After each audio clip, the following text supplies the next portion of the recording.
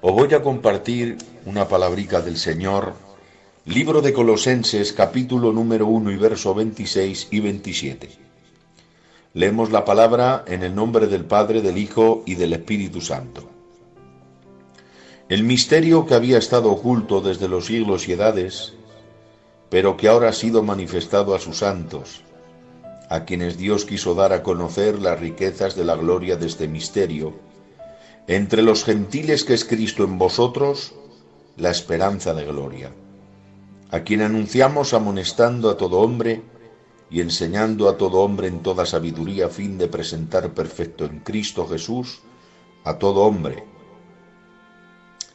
para lo cual también trabajo luchando según la potencia de Él, la cual actúa poderosamente en mí.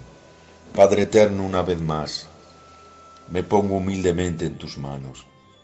Ten a bien, Señor, el usarte de mi vida. Sabes que si tú hablas, yo hablo; si tú no hablas, yo no digo nada, Señor. Ya que tus hijos se han reunido, tu santo pueblo, para oír tu voz, ten a bien el hablarnos, Señor. Haznos pastar del verde pasto fresco de tu palabra. Te lo pido en el tierno y dulce nombre de nuestro bendito Cristo, Señor, Rey, dueño y Dios. Amén. Aleluya. Ustedes saben, hermanos, que en la época de San Pablo, concretamente en la época donde tenía delante de él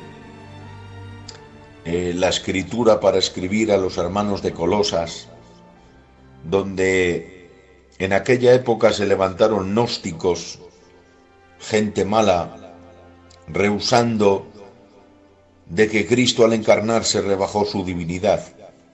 Y ahí San Pablo refuta esa falsa doctrina diciendo que en Cristo habita corporalmente toda la plenitud de la deidad. El libro de Colosenses, hermanos, es un libro rico, extraordinario, extenso, profundo y lleno de luz para el lector bíblico, para todo aquel que quiere conocer las santas verdades de la palabra de Dios. Y en estos dos versículos concretamente que vamos a tocar esta noche, está desenmascarando, aclarando el quinto misterio del Nuevo Testamento. En la Biblia hay 12 misterios. El primer misterio solamente lo voy a tocar por encima para colocarnos y luego profundizamos en este quinto misterio. El primer misterio aparece en Mateo capítulo 13, versos 13 en adelante, el misterio del reino de los cielos. Dijo Cristo, refiriéndose a los discípulos: a vosotros os es dado conocer los misterios del reino. El misterio del reino está compuesto por 8 revelaciones, por 8 misterios entre sí, que encierran el perímetro del misterio del reino de los cielos. El primer misterio es la parábola del sembrador. El segundo misterio, la parábola del trigo y la cizaña. El tercer misterio, la parábola de la semilla de mostaza. El cuarto misterio, la parábola de la levadura. El quinto misterio, el tesoro escondido. El sexto misterio, la perla de gran precio. El séptimo misterio, la red. El octavo misterio, tesoros nuevos y viejos. Aquí el apóstol, o mejor dicho, Cristo, dice: os enseño los misterios, porque los misterios del reino de los cielos están compuestos por estos 8. El segundo misterio del Nuevo Testamento es, dice Pablo en Corintios 15:51, mas os digo un misterio: no todos dormiremos, pero todos seremos transformados al toque de la final trompeta. Los muertos en Cristo resucitarán primero, luego nosotros los que vivimos, los que hayamos quedado, seremos arrebatados juntamente con ellos en las nubes, para recibir al Señor en el aire, y así estaremos siempre con el Señor. El tercer misterio radica en la unificación, en el ensamblamiento de gentiles y judíos, formando un cuerpo, formando el equipo de salvación. Dice la Biblia, derribando la pared intermedia, y de 2 pueblos ha hecho uno. Una reconciliación la cual antes, en la época antiguo testamentaria, no era posible, pero que ahora en la gracia es posible, se lleva a cabo y ha sido revelado este misterio. El cuarto misterio es el misterio en sí de la Iglesia, que dice Pablo, hablando de la analogía del matrimonio: en el matrimonio el varón es la cabeza y el cuerpo es la mujer, mas os digo un misterio, refiriéndome a Cristo y a su Iglesia. Otro misterio es, grande es el misterio de la piedad, de la misericordia. Dios ha sido manifestado en carne, creído en el mundo, predicado a los gentiles, justificado en el Espíritu, visto por los ángeles, recibido arriba en gloria. Grande es el misterio de la piedad, como Dios, siendo santo, santo, absolutamente santo, tiene la capacidad de acercarse a un débil pecador, sucio, lleno de negrura y de oscuridad, y cómo es capaz de limpiarlo con su sangre gloriosa y benefactora, desinfestarlo y hacerle una nueva criatura. ¿Cómo es posible que pueda meter las manos, gloria a Dios, en la carbonería más oscura de este mundo y de carbones infecciosos llenos de negrura y de oscuridad sacar grandes diamantes bellos y de gloria para su exposición? Ese es el misterio de la piedad.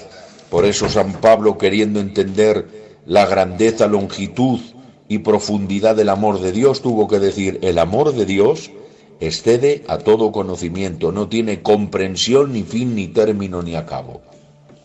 Otro misterio es la ceguera parcial de Israel, ceguera parcial que comienza en los días de Cristo, en su ministerio, donde el Señor, usando un acto de misericordia, cerró el intelecto del pueblo de Israel, porque si no, acrecentaban con demasía el tonelaje de su castigo. La generación de Cristo es una generación malvada y maligna, de las peores que ha habido en todos los tiempos. Cristo dijo: ¿a qué compararé esta generación? Dice: semejante a los muchachos que salen a las plazas, tocan flauta y no bailan, los endechamos y no lloran. Estaba confrontando los dos ministerios de la época, el bautista y el suyo propio. El bautista les golpea, el bautista les hace llorar, pero por así decirlo no reavivan sus sentimientos, conciencia que está dormida. Viene Cristo, que es el encantador, el sublime, es el novio de las bodas, es el que trae alegría, el que trae solución, el que resucita, el que sana, el que cambia el agua en vino, el que multiplica el pan y el pescado, y resulta que ni tampoco, ni por activa ni por pasiva, ni haciéndoos llorar el bautista, ni yo haciéndoos alegrar, no hay quien nos mueva. Y el Señor usó su misericordia para no acrecentar el castigo que se merecían, y el Señor cerró el grifo de su intelecto hasta que haya entrado la plenitud de los gentiles. Romanos 11:25. La plenitud de los gentiles comienza en la época de la Iglesia, cuando Pedro, en Hechos 2, comienza a predicar y se convierte en tantísima gente, como 3.000 personas, y luego Cornelio, cuando marcha Pedro, hablan del Espíritu, del Evangelio, desciende y los bautiza a todos, y ahí Pedro y los acompañantes entienden que en Dios llamaba al pueblo gentil. La plenitud de los gentiles comienza en esa época y termina con el rapto de la Iglesia, aunque ya sabéis que el despertar de Israel es después de la gran tribulación, antes del milenio y después de la tribulación. En esos 75 días adicionales que aparecen en la última página del libro de Daniel, en esos 75 días utiliza el Señor su plan misericordioso para hacer la obra del despertamiento al pueblo de Israel. No me quiero detener mucho, no me quiero enredar. Gloria al Señor. Seguimos. Otro misterio es, gloria a Dios, el misterio de las 7 estrellas y de los 7 candeleros. Que ese misterio radica que las estrellas son los 7 ángeles y los 7 candeleros las 7 iglesias de Asia. Ya sabéis, Éfeso, Esmirna, Pérgamo, Tiatira, Filadelfia, Sardis. Amén. El otro misterio es el misterio de la Gran Babilonia, la madre de todas las abominaciones de la tierra. Todo el sistema idolátrico nació en Babel, en la época de Nimrod, aquel que quería levantar una cúspide cuya cúspide llegase al cielo. Ahí, hermanos, es la cuna de todas las abominaciones. Todo el sistema idolátrico del mundo, en Roma, allí, allá, en todo el mundo. Aun la propia Cibeles de Madrid tiene un mensaje subliminar escondido, nacido de Babilonia. Gloria a Dios, de Babel, lo que en la actualidad es Irak. Gloria al Señor. También está el misterio de Colosenses 2:2, el misterio de Dios. El misterio de Dios, fíjate qué frase, ¿no? El misterio de Dios. ¿Cuál es el misterio de Dios de Colosenses 2:2? Es Cristo en su revelación, encarnación y en su manera de actuar. Que dice la Biblia que en él están escondidos los tesoros del conocimiento y de la sabiduría de Dios. Cristo, poder de Dios y sabiduría de Dios. Amén. Y el último misterio es el de Apocalipsis 19. El misterio de Dios se consumará. Si nos quedamos solamente ahí, fíjate, el misterio sigue misterio, pero sigue diciendo que Dios lo profetizó, lo habló, lo adelantó, lo anunció, dice el texto concretamente, por sus siervos, los profetas. ¿Cuál es ese último misterio? Ese misterio es, citándoos un texto, os contesto, por fin los reinos del mundo son de nuestro Dios y de su Cristo, y reinará por los siglos de los siglos. Amén. Señor, enséñanos a orar. Cuando oréis, orad, Padre nuestro que estás en los cielos, venga a nosotros tu reino. Su reino milenial sobre la tierra es el misterio revelado en Apocalipsis 19:11 en adelante. ¿Por qué usa la Biblia misterio? Sencillamente porque fue un misterio desde esa época escrita para atrás, sin revelarse, sin ser entendido ni explicado, pero que ahora Dios por su gracia lo ha revelado, lo ha anunciado y lo ha enseñado. Y concretamente lo que os voy a compartir esta noche es el quinto misterio, que el quinto misterio radica en la habitabilidad de Cristo morando en el hombre. En el Antiguo Testamento Dios moraba en el tabernáculo con sus dimensiones, con sus piedras, con sus pieles, con sus estacas a medio clavar, con sus cuerdas de cuero, con sus 3 compartimentos, atrio, santo, santísimo. Se levantaba la nube, Israel entendía que Dios se cambiaba de lugar, desarmaban el campamento los sacerdotes, y a hombros, desierto a través, se detenía la nube y ahí el Señor erigía el lugar y el sitio donde quería depositar otra vez su gloria. Levantaban otra vez, hermanos, el tabernáculo, así hasta el templo de Salomón, seguidamente el de Zorobabel, que es el mismo reconstruido, y el de Herodes. Sin embargo, ahora, individualmente todos somos templo del Espíritu Santo. Dice San Pablo, ¿ignoráis acaso que el Espíritu de Dios mora en vosotros y que sois templo del Espíritu Santo? Pero atención, os voy a hablar breve y sencillamente de varios detalles que ocurren cuando una persona recibe a Jesucristo como Señor, dueño y Salvador de su alma. Todos sabemos, hermanos, de que el Espíritu Santo entra y mora en el hombre en el momento que la persona dice no al mundo y sí a Cristo como mi dueño y Salvador.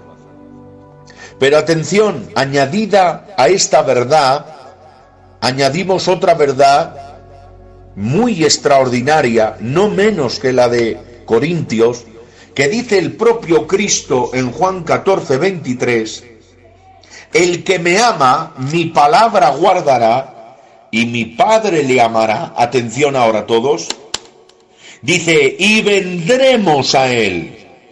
Hablando del Padre y del Hijo, vendremos a él y hacemos morada en él. Esto es para saltar de alegría.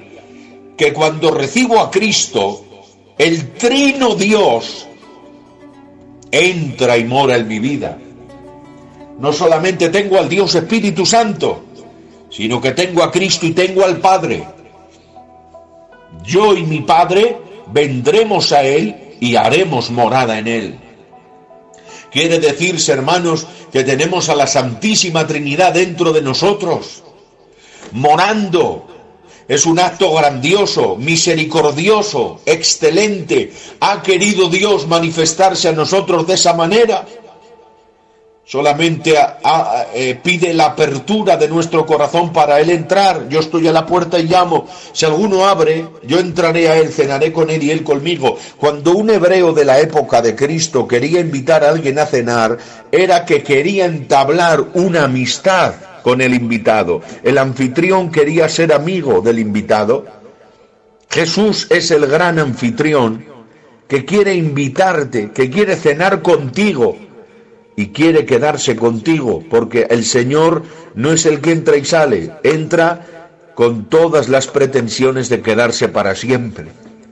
Otro detalle, hermanos, muy a tener en cuenta, es que dice la Biblia: el que creyere y fuere bautizado será salvo y el que no condenado.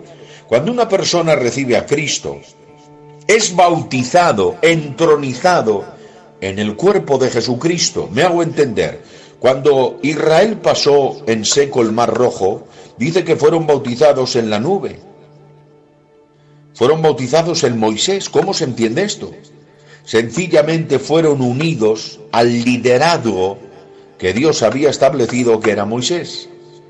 El paso del Jordán asentó, afirmó, estableció el liderazgo del sucesor de Moisés. ¿Quién era? Josué, el hijo de Nun. Gloria a Dios.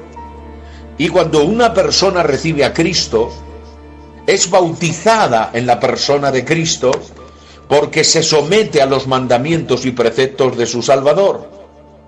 Imaginaros que yo me convierto en enero y el rapto se produce en febrero. Yo ya pensaba en bautizarme, pero estoy esperando a que llegue el verano porque me va a entrar un pasmo. No puede ser. Espero a mi turno, doy más tiempo a hermanos y hermanas que se unan al grupo y me paso por las aguas, pero en verano, como todas las personas. Pero resulta que Cristo ha venido en febrero. La exigencia bíblica es el que creyera y fuere bautizado. Yo creo, pero no me ha dado tiempo a bautizarme. No se refiere a ese bautismo, porque el pasarte por las aguas es un acto testimonial de que testificas públicamente lo que Jesús hizo en tu corazón en el momento que le recibiste. Porque por muy blanca que sea la camisa y el pantalón que uno se ponga para ser sumergido en las aguas, no se puede comparar a la blancura de tu alma y de tu espíritu cuando recibiste la salpicadura de la sangre del Cordero sin mácula y sin contaminación. La sangre vicaria, roja, caliente y carmesí del Cordero inmolado desde antes de la fundación del mundo. Es un acto testimonial. Vuelvo a matizar esta frase: cuando uno recibe a Cristo, en ese momento es bautizado en la persona de Cristo. Gloria a nuestro Dios. Romanos capítulo 8, versos 9 al 10, la Biblia nos enseña que cuando una persona recibe a Cristo, su espíritu humano está muerto a causa del pecado, pero en el momento que recibe a Cristo, vive en novedad de vida. Como dice Pablo en los Hechos, en Él vivimos, nos movemos y somos. Sin embargo, en ese mismo momento, una persona firma la carta de defunción. ¿Por qué? Porque muere al yo, al pecado, al mundo, a las tinieblas, a Satanás, a los demonios, al infierno, a todo lo malo. Se da de baja en el reino de las tinieblas, se da de alta en el reino de la luz. Por eso dice Pablo: habéis muerto. ¿Cuándo me he muerto? Que no me he enterado. ¿Cuándo ha sido? En el momento que di mi vida a Jesús, morí para el mundo y sus deseos. Gloria a su santo nombre, aleluya. Y la Biblia nos enseña que el Espíritu en ese momento vive a causa de la justicia. Pero justicia personal, desde aquí os digo que no. Porque la mayor obra del hombre es como un trapo de inmundicia, la peor ni lo nombra la Biblia. Pero cuando una persona recibe a Cristo, recibe la justificación por medio de la obra perfecta de Cristo en la cruz. Justificados pues por la fe, tenemos paz para ¿con quién? para con Dios, por medio de nuestro Señor Jesucristo. La Biblia dice: cuando el hombre peca contra el hombre, jueces hay en la tierra, pero cuando el hombre peca contra Dios, la pregunta está ahí. Pero Cristo, en la época nuevotestamentaria, rompiendo el velo de la separación, Él ha unido al Padre con la creación, ha arreglado los asuntos que estábamos pendientes. Mirad, hermanos, nadie nos ha arreglado la vida como Cristo. El asunto era tan serio que ni los 100 mejores arregladores y sabios del mundo podrían mediar y arreglar absolutamente para nada la cuestión que teníamos. Sin embargo, Cristo arregló, y ahora el Padre Dios nos mira con ojos de amor y de misericordia. El encorelizado, el enfadado, el enojado contra la humanidad, y con razón porque éramos reos de muerte, ahora se ha tranquilizado porque la ira de Dios se derramó en el Hijo, y el enfado de Dios ha quedado satisfecho. Se ha desahogado Dios sobre el Hijo. Jehová cargó en él el pecado de todos nosotros. Se descargó, hermanos, toda la ira de Dios en el Hijo. Ahora bien, ¿se acuerdan ustedes cuando el Señor sanó a aquel ciego? Que le dijo: ¿cómo ves? Veo los hombres como los árboles. Y le pega un segundo toque y dice: ¿y ahora? Dice: ahora veo claro y de lejos. Cuando el Padre Dios nos miraba distorsionados, como monstruos, a causa de nuestros delitos y pecados. Pues no hay hombre que no peca, y el que dice que no peca hace a Dios mentiroso. Y dice David: el maldad me concibió mi madre. Y dice Pablo que lo que aborrezco hago y lo que no quiero no hago, sino ya no soy yo, es el pecado que mora en mí. Miserable de mí, ¿quién me librará de este cuerpo de muerte? Y dice la Biblia que los designios del hombre son de continuo en pecar. Dijo un sabio que el hombre es la única tierra que le nacen espinos, cardos y abrojos sin que nadie la sembrara.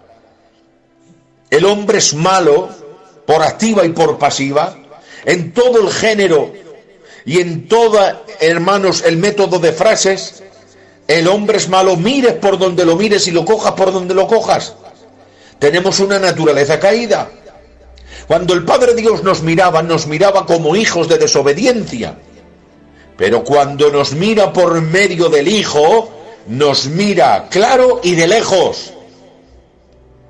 Cristo es el vidrio por el cual el Padre nos mira por buenos ojos. Es el lente por el cual el Padre nos visiona con ojos de amor y de misericordia. Toda la vida nuestras ancianas y ancianos han orado siempre: Señor, míranos con ojos de agrado. Pues no nos miraría con ojos de agrado si no sería por medio de la obra salvífica y redentora de nuestro Cristo glorioso. Bendito sea su santo nombre, aleluya. Por eso, hermanos, San Pablo dice en Gálatas capítulo 2 y verso 20: con Cristo estoy juntamente crucificado, y ya no vivo yo, vive Cristo en mí, y lo que ahora vivo en la carne, lo vivo en la fe del Hijo de Dios, el cual me amó y se entregó a sí mismo por mí. Cuando yo recibí a Cristo, Él me ha justificado y me ha hecho morir por su obra salvífica dentro de mí, y ya no vivo yo, vive Cristo en mí, y estoy crucificado juntamente con Él. Y cuando a veces se quiere desclavar el Fernandito, tengo que ser yo el verdugo. Ya no hay ningún romano, soy yo quien debo de circuncidar y crucificar de mí todo lo malo. Por eso dice Pablo: haced morir en vosotros lo terrenal. Lo tienes que hacer tú por ti y yo por mí. Si no nos ayudamos nosotros mismos, no hay Dios quien nos ayude. Dios hace lo imposible, resucitar a Lázaro, pero a nosotros nos pide quitar la piedra. Dios nos manda lo posible, que es orar, velar, santificarnos, consagrarnos, estudiar las Sagradas Escrituras, y Él hace lo imposible, santificarnos, vivir en sacrificio continuo agradable a Dios, que es nuestro culto racional. Voy rápido. Efesios 1, 7 al 17 dice: en quien tenemos redención por su sangre, el perdón de pecados, según las riquezas de su gracia. Cuando una persona recibe la salpicadura y el embadurnamiento de la sangre de Cristo, es un acto benévolo y es un acto de gracia, y ese acto de gracia muestra partes de las riquezas de la gloria de Cristo. Hay un texto en la Biblia que dice, vestíos del Señor Jesucristo. ¿Cómo me puedo yo vestir del Señor Jesucristo? A ver, interprétenme ese texto. Piensen conmigo. ¿Cómo me puedo vestir yo del Señor Jesucristo? Cuando yo vine a Cristo, traje un buzo raído, lleno de grasa, con agujeros, raído, feo, horroroso y desgastado, que es la naturaleza de nuestro primer padre Adán. Cuando recibí a Cristo, Cristo me desnudó de mi antiguo ropaje, me desinfestó en su sangre gloriosa, y al recibir la embadurnación de su sangre, me vistió entonces del Señor Jesucristo. Porque si ahora ustedes cogen, con todos los respetos, una gota de mi sangre y la llevan a un laboratorio, y hacen una extracción química de los componentes de mi sangre, encontrarán el azúcar que tengo en sangre, el colesterol bueno y malo, los triglicéridos, los leucocitos, los fazolitos, los glóbulos rojos, los blancos, las plaquetas, el plasma sanguíneo que hace como disolvente un 70-75%. Todo eso está dentro de mi sangre. Y si yo bebo un vaso de leche o me como un bocadillo, va directamente a mi estómago, y ahí se segrega en la lavadora puesta por Dios llamado el estómago, y ahí se desintegran los alimentos y van directamente los nutrientes a la sangre.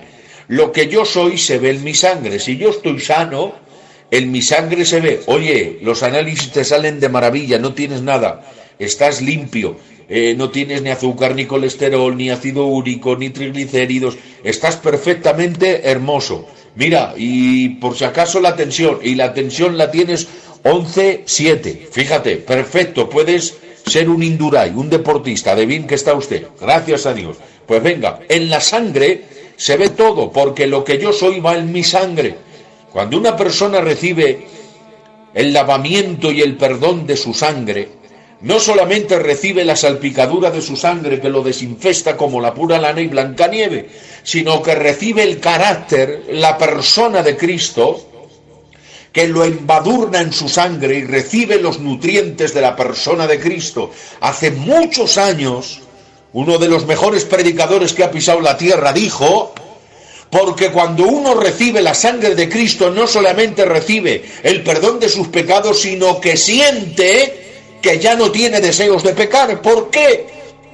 Porque en la sangre de Cristo uno recibe la santidad de Cristo, el amor de Cristo, la misericordia de Cristo, la gloria de Cristo, la grandeza de Cristo, la persona de Cristo. Recibe destellos y parecidos de la propia esencia y naturaleza de Cristo.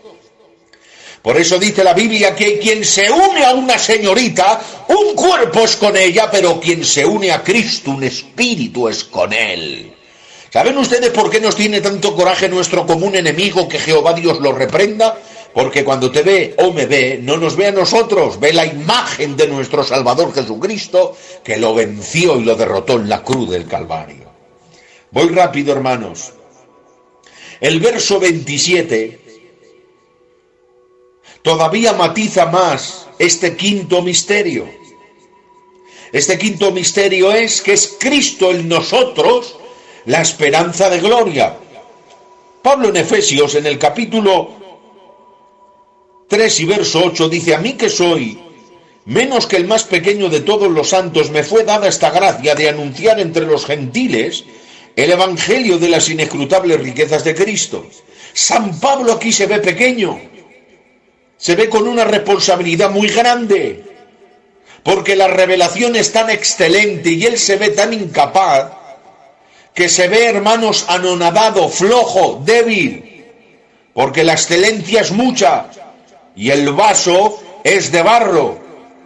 Porque estoy hablando nada más y nada menos que las excelencias de Cristo, y a mí, que soy el más pequeño, del más pequeño entre mis hermanos, me ha dado la gracia de anunciar entre los gentiles las inescrutables riquezas del evangelio glorioso de Jesucristo. El Cristo que no se había revelado de una manera tan íntima, ahora intimida con el hombre, y no solamente intimida con el hombre, sino que hace habitación y hace morada en el hombre. Eso es extraordinario, y San Pablo habla de este acto de puro amor y de misericordia, y se queda extenuado, perplejo y atónito, porque la excelencia es demasiado grande. Y dice: a mí me ha sido dada esta gracia de anunciar a todos los gentiles las inescrutables riquezas de la gracia de Cristo. Oh, bendita la gracia de Dios. Mirad, hermanos, la esperanza de gloria no es ir al cielo. ¿Cómo? La esperanza de gloria no es ir al cielo. Dice Colosenses 1:27, que es Cristo en vosotros la esperanza de gloria, porque el cielo es hermoso, pero lo grande del cielo no es el sitio, lo grande del cielo es quien está en ese sitio, que es Jesucristo, el que creó el cielo, la tierra y todo lo que se ve y no se ve.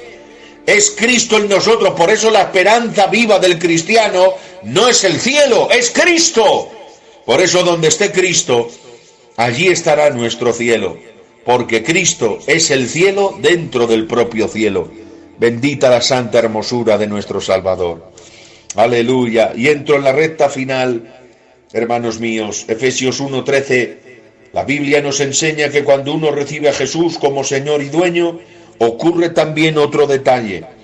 Y dice: en Él también vosotros, habiendo oído la palabra de verdad del Evangelio de vuestra salvación y habido creído en Él, fuisteis sellados con el Espíritu Santo de la promesa. Yo y el hermano Gato nos vemos en un prado muy grande. Y llevo un termo de café con leche y nos tiramos hora y media hablando, porque hace mucho que no nos vemos y hablamos de nuestras cosas, nos reímos, charlamos, y él tiene 500 reses y otras 500. Y resulta que mientras hablamos, no nos damos cuenta y se mezclan las de él con las mías y las mías con las suyas. Tanto él como yo estamos tranquilos. ¿Saben por qué? Porque las suyas tienen su sello y las mías tienen el mío. Cuando una persona recibe a Cristo, el Señor Jesús lo sella. Denominación de origen, reino de los cielos. Porque el sello de Dios en el hombre es el Espíritu Santo entrando y morando. Ese es el sello, grabado a fuego y a sangre en el corazón del ser humano, cuando recibe la gracia salvífica del Evangelio.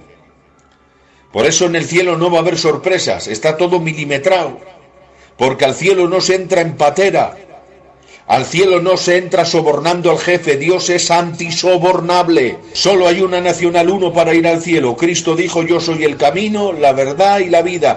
Y nadie va al Padre si no es por mí. Nadie va de la tierra al cielo si no es por esta autopista. Cristo es la autopista que nos lleva al reino. Sin Cristo no hay cielo, sin Cristo no hay Padre, sin Cristo no hay perdón, sin Cristo no hay sangre limpiando, sin Cristo no hay evangelio, sin Cristo no hay redención por los pecados, ni hay esperanza gloriosa y viva. Santo es su nombre para siempre. Dios es contemplador de los aviones que atraviesan de parte de un globo al otro, atraviesan de un país a otro, atraviesan, hermanos, el charco que es España-América, ve las cosas grandes y también divisa ahora mismo el insecto más microscópico que acaba de nacer ahora mismo. Sus ojos recorren toda la tierra, dice la Biblia. Ve lo pequeño y lo grande, no hay ni un solo milímetro de centímetro de tierra que no lo divise. Como nos paseamos por nuestra casa y conocemos cada rincón, Él conoce cada rincón de todo el vasto universo y no hay nada nuevo, ni desconocido para Él. Todo lo conoce. Aunque el universo va en expansión y hoy es más pequeño que ayer y más grande que mañana, porque dio la orden y no dijo basta, todo eso lo conoce Dios. Por eso pone su sello. Si no se tiene al Espíritu Santo, lo dijo Cristo, el que no tiene al Espíritu no es de Él. Y nadie puede llamar a Dios Padre. Mira qué frase voy a decir ahora, Tú eres mi Padre. Pues dice la Biblia, nadie puede llamar a Dios Padre si no es por medio del Espíritu. ¿Por qué? Porque aunque diga que es Padre, no es hijo reconocido, porque en el cielo no se ha dado de alta. Solamente los que tienen el Espíritu han sido adoptados y se han dado de alta en la fe de nacimiento del reino de los cielos. Aleluya. Gloria a nuestro Dios. Y segundo detalle, Sigue diciendo el verso 13, este sello, dice, es las arras de nuestra herencia hasta la redención de la posesión adquirida para alabanza de su gloria. En el Antiguo Testamento se utilizaba un documento ley, que cuando una persona compraba una finca, en 1.000.000 de pesetas, un ejemplo, daba $500.000 y firmaba un contrato ante notario, comprador y vendedor. Ese contrato era legible y legal, y daba $500.000 de adelanto, y de aquí 30 días el otro $500.000. Pero ya por adelantar y por estar escrito ante notario firmado legalmente, ya esa persona es el dueño de ese terreno. Cuando tú y yo recibimos a Cristo, firmemos un contrato legal delante del notario que es Dios, el notario celestial. Y ese contrato rubrica y da por autenticidad de que nosotros somos propiedad de Cristo. ¿Y cuándo se solventa lo que queda de deuda? Eso se solventa cuando el Señor viene a recoger ya su género, cuando viene a recoger lo suyo, cuando viene a disfrutar su parcela. Yo estoy a la puerta y llamo, he aquí vengo pronto, y mi galardón conmigo, para recompensar a cada uno según haya sido su obra en la tierra, sea buena o sea mala. Cristo viene pronto, Maranatán, vivamos en esperanza, vivamos en ilusión. El quinto misterio es que es Cristo en vosotros la esperanza de gloria. Primera de Pedro 1:3. Bendito el Dios y Padre de nuestro Señor Jesucristo, que según su gran misericordia nos hizo renacer para una esperanza viva, para una herencia incontaminada y marcesible reservada en los cielos para vosotros, que sois guardados por el poder de Dios mediante la fe. Y dice el verso 9, obteniendo el fin de vuestra fe, que es la salvación de vuestras almas. El mundo no tiene esperanza. Su esperanza está sujeta al espacio, al tiempo y a la circunstancia. Pero los hijos de Dios tenemos una esperanza, pero que sigue diciendo, viva. ¿Por qué? Porque el precursor de dicha esperanza está vivo. Él es el Dios de los vivos. Él es el que vive y reina por los siglos. Estuvo muerto, mas he aquí que vive para siempre y tiene las llaves del Hades y de la muerte. Él es Dios de vivos, pues para Él todos viven, gloria a su santo nombre. La esperanza que tenemos es viva y no está sujeta a circunstancia, ni a tiempo, ni a espacio, porque no radica en nosotros, aunque nosotros somos los receptores, los que hemos recibido. Él es el precursor, de Él emana dicha esperanza. Por eso vivimos en esperanza con pañuelo y sin pañuelo, en una boda y en una despedida de un ser querido que se nos ha adelantado. Sí, porque por encima de nuestra circunstancia está lo que arde en nosotros, la viva esperanza bienaventurada de que lo que nos roba la tierra nos lo guarda Dios en las riberas celestiales. Por eso vivimos en esperanza, porque no vivimos del ambiente, ni de la circunstancia, ni de la gente. Vivimos de Dios, vivimos de la esperanza y vivimos de la fe depositada en nuestro corazón. Hasta aquí este consejico, que es Cristo en vosotros, la esperanza de gloria. Que Dios os bendiga. Shalom. Hasta pronto, amigos. Un fuerte abrazo para todos en el nombre de Jesucristo el Señor. Shalom.